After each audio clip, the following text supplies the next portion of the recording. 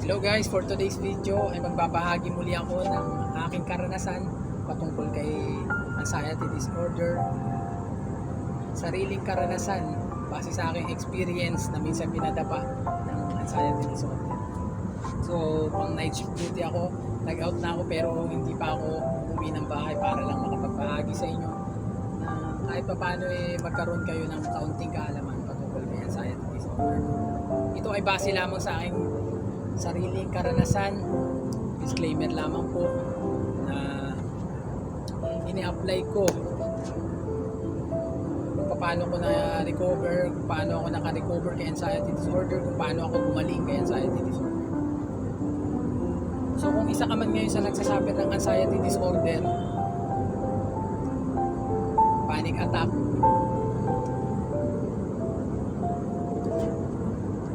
gusto kong ipagbigay alam sa'yo na hindi ka nag-iisa, no? Marami nagsasuffer nito. Marami tayo. Marami tayo nagsasuffer nito, no? Hindi ka nag-iisa. Maraming, sa dinami-dami na nagsasuffer nito, marami ring gumaling. Yun yung lagi mong tatandaan, no? Isa ako sa patunay na gumaling at naka-recover kay anxiety disorder. Kaya, para sa'yo itong video na to, wag ka mawawala ng pag-asa. Kailangan mo lang tanggapin siya. It takes time para matanggap mo siya. Hindi siya instant. Walang instant na gumagaling, walang instant na nakaka-recover kay anxiety disorder. Lahat dumadaan sa pagkatakot. Katulad ko, hindi naman kaya naman ako naka-recover. Hindi sa malakas yung loob ko. Hindi po. Takot din po ako nung umpisa. Natakot ako nung umpisa. So lahat kami na nagsuffer kay anxiety disorder, dumaan sa pagkatakot talaga. Dahil first time namin naranasan. Nangyari kasi sa inyo yan, araw-araw nyo mararanasan yan. Yung mga bigat na sintomas, mabibigat na sintomas hanggat sa i-adapt na siya ng katawan nyo. Unti-unting masasanay yung katawan nyo. Unti-unti nyo siyang kakasanayan. At doon na mag-a-adjust yung katawan mo na kung saan masasanay ka na at darating yung panahon na babaliwalain mo na siya, doon naman siya unti-unting bibitaw. Alam po yung proseso niya. Doon siya unti-unting bibitaw. Pero lahat ng ito, lahat ng bigat na nararamdaman mo ay it's all about mind. Lahat yan dahil sa nagkaroon ka ng anxiety disorder. Pag sinabi mo kasing anxiety, lahat tayo nakakaranas ng anxiety. Lahat ng tao nakakaranas ng anxiety. Kaya lang yun sa atin kasi, ang nangyari kasi, nagkaroon ng disorder. Kaya matatawag natin itong anxiety disorder. Kumbaga, ang nangyari kasi sa atin, hindi mo naman kailangan palaging matakot. Wala ka naman dapat ikatakot. Lahat ng bagay kinatakutan mo, kaya tinawag na anxiety disorder. So anxiety, normal sa tao yung may anxiety, katulad nung like for example, natakot ka sa malaking aso na kasalubong mo. Yan, takot ka, may nakita kang multo, ganyan. Ayan yung normal na anxiety, no? Pero yun sa atin kasi, nangyari kasi nagkaroon ng disorder, no? Yung dati mo namang ginagawa, lumalabas ka ng bahay na mag-isa, hindi ka natatakot. Ngayon nagkaroon ka ng anxiety disorder, bigla ka natakot. So ayun po. So sa dinami-dami na nagsasuffer nito, marami ring nakaka-recover. Isa ako doon. Siyempre, ang una kong ginawa talaga, hinarap ko yung mga takot ko. Sa umpisa, hindi siya ganun kadali. Katulad ng mga ilang buwan mo palang nararanasan yan, no? Hindi ganun siya kadali, Talagang i-adapt pa siya ng katawan mo, Mag-a-adjust pa yung katawan mo sa kanya. Kaya nandun yung malimitang pag-panic attack ka. Kasi first time mo siya naranasan, takot ka pa. Andyan yung takot ka pang lumabas na mag-isa. Pero ako na po nagsasabi sa inyo, darating yung time, magugulat na lamang kayo na isang araw babalik yung dati yung lakas ng loob, yung tapang nyo. Katulad ng takot ka minsan mag-isang lumabas, darating yung time na magugulat ka na lang na mawawala yung takot mo. Pero may mga kondisyon yan. May mga kondisyon yan. Dapat pinapalakas mo yung sarili mo. Hinaharap mo yung mga takot mo. Nag-i-exercise ka. Yan. Unti-unti mong hinaharap yung mga takot mo. No? Doon mo kasi siya ma-overcome kapag hindi ka nagpatalo sa kanya. No? Kasi nagsisimula ang lahat sa takot. Takot talaga nagsisimula ang lahat ng yan. Sa takot. Panic attack. Sa takot nagsisimula yan. Yung mga lumalabas sa'yo na mga pangit na pakiramdam, sa takot din nagsisimula yan. So, lahat ng yan ay sa takot.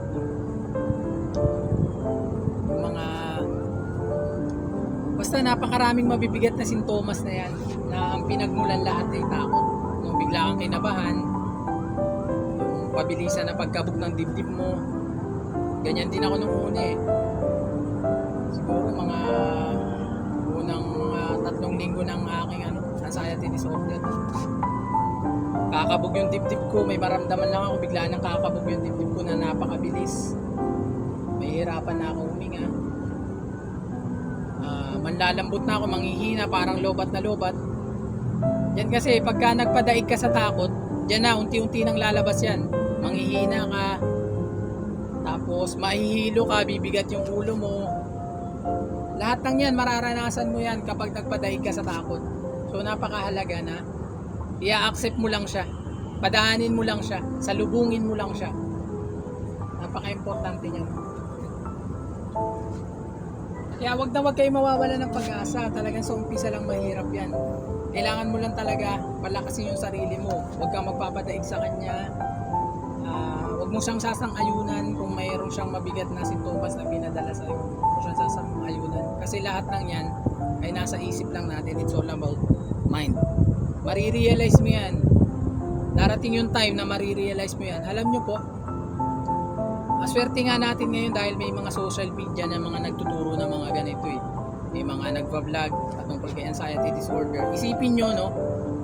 What if kaya nung mga panahong wala pang social media, paano kaya yung mga nagsasuffer nito? So marami silang tanong sa kanilang isipan, no? Marami silang tanong. Isipin mo, bakit sila naka-recover, no? Samantalang wala sa kanilang nagtuturo ng mga ganito, wala silang mga napapanood na kaalaman patungkol kay anxiety disorder. Ganyan. So napakaswerte natin ngayon dahil maraming nagtuturo ganito na dapat dito pa lang maliwanagan na kayo na lahat ng nararamdaman nyo ay pang-i-scam ng anxiety disorder, panlilin lang, pananakot, lahat ng yan is scam. So wag na wag mong papaniwalaan yan. Kapag nakaramdam ka ng kaunting sintomas, bigat ng ulo, lagi mo kagad itatak sa isip mo. Baliwala ito, masigla ako, malakas ako, wala akong sakit. Masigla ako, talagang pang-i-scam lang ito ng anxiety disorder. Ganun lang palagi. Lagi mong iisipin. So katulad nyo rin po ako na natakot sa umpisa, na akala ko wala nang pag-asa na magiging taong bahay na lang ako. Akala ko wala na talagang pag-asa. Wala naman nangyaring masama sa akin. Na-recover ako. Nagawa ko pa rin yung mga dati kong nagagawa. Mga ginagawa ko dati. Nakapag-bisikleta ako ng malalayong lugar. Nakakapunta ako sa malalayong lugar na ako lang mag-isa. Nakakala ko paghaharian na ako ng takot. Pero wala. Bumalik pa rin ako sa dati. Kaya huwag na wag kayo mawawala ng pag-asa. Lagi lang nandyan, kapit lang kay Lord palagi. Kaya nga, kasabihan ng mga may anxiety disorder, nating mga magkakaklase sa anxiety disorder, kapit lang, ibig sabihin ng kapit sa mga lagi mo papatunayan yan sa may buhay anxiety disorder. Minsan, pipitik yan, pipitik na bigla ka nalang tatakutin. Lagi mo agad tinatatak sa isip ko, ay wala ito, kasi wala ako sa kanya. Kasi ang kalaban natin talaga dyan, sarili natin yung kalaban yan, dahil sa isip lamang ang lahat. So wag mong gagawing baby yung sarili mo pagdating kay anxiety disorder. Wag mong i-baby yung sarili mo sa mga nararamdaman mo. Wag mong sasang-ayunan yung mga nararamdaman mo. Wag kang sakit ng ganito ko, ang sakit ng ulo ko, ang sakit ng dibdib ko. Wag ganun. Kailangan ano mo siya, tawag dito. Harapin mo siya. Padaanin mo lang siya. Baliwalain mo lang siya. Darating yung time na babaliwalain nyo lang yan. Ako na nagsasabi sa inyo. Dumadaan yung buwan. Sana sa pagdaan ng mga buwan, no, habang tumatagal kayo kay anxiety disorder, nakasama nyo siya. Sana unti-unti nyo siyang nakikilala at nawawala na yung takot nyo sa kanya. Kumbaga, nai-immune kayo sa kanya. Doon kasi siya unti-unti bibitaw. Kapag nasanay na kayo sa kanya, hanggang sa binabaliwala nyo na siya, doon siya unti-unting mawawala. Tulad ko noon, no?